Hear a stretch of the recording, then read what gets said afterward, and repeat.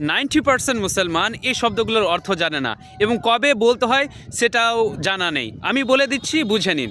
আলহামদুলিল্লাহ এটার মানে হচ্ছে সমস্ত প্রশংসা আল্লাহর জন্য। যখন কোনো কাজ সম্পন্ন হয় বা কোনো একটা ভালো কাজ হয় তখন আপনি বলতে পারেন আলহামদুলিল্লাহ। যদি এই শব্দের অর্থগুলো আপনি জানতেন তো কমেন্টে লিখুন আলহামদুলিল্লাহ, যদি না জানতেন তো লিখুন সুবহানাল্লাহ, আর একটি লাইক এবং শেয়ার করে দেবেন অবশ্যই। সুবহানাল্লাহ, পবিত্রতা আল্লাহর জন্য। যখন কোনো একটা বিশাল জিনিস আপনি দেখলেন বা বিশাল কিছু হয়ে গেল, আপনি বলতে পারেন সুবহানাল্লাহ। মাশা আল্লাহ, আল্লাহ যা চেয়েছেন তাই হয়েছে। মানে কোন একটা সুন্দর জিনিস আপনি দেখলেন তখন বলতে পারেন মাশা আল্লাহ। ইনশাআল্লাহ, যদি আল্লাহ চাই তো ভবিষ্যতে কোনো যদি কাজ আপনি করবেন বা হবে তখন আপনি বলতে পারেন ইনশাআল্লাহ। আর আল্লাহু আকবার, আল্লাহ সবচাইতে বড়।